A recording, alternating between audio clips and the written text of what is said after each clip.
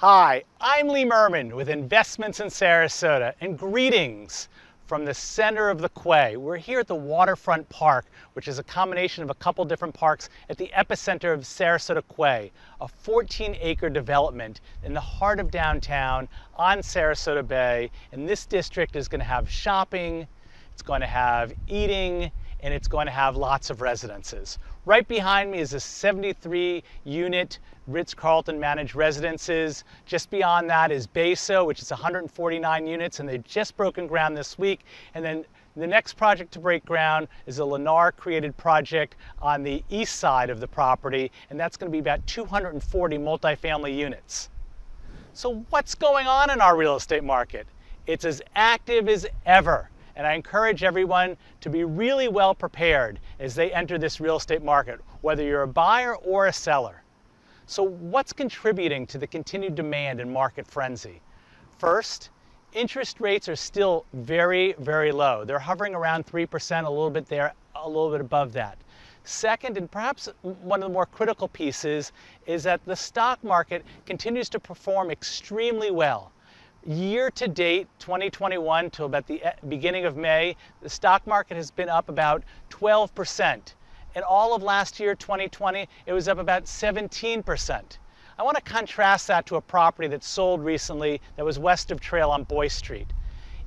From 2017 to when it resold again in 2021, the appreciation was about 17%.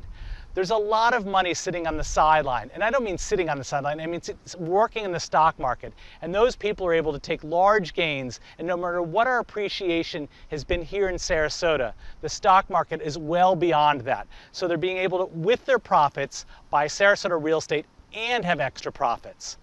The other big driver of our real estate market here in Sarasota is Florida in general. First, there's no state income tax, and second, there is no state assessed taxes on estates or inheritance. With all this market activity, properties are going very, very quickly, and yet several times every hour, dozens and dozens of property by the end of the day are coming onto the market.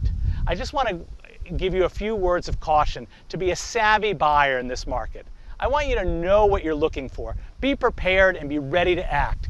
The property that you want, that you're laser focused about, doesn't come on the market very often. And you really need to act when it does, because it could become a long time until it comes to market again. This time, though, it's going to be a little bit more competitive. Second, I want you to look out for properties that don't feel right in terms of value. What I mean by that, there's a property up on Brywell Court that is near the museum that last was on the market for $1,985,000 in January of 2021. 3 months later, after it had not sold for several months, it's back on the market for $3.2 million. I just don't think that's a good value. And finally, be careful of flippers. There are a lot of people that are adding paint to a house and then escalating those prices from the end of 2020 to now by 30 or 40%. I just don't think those are good values.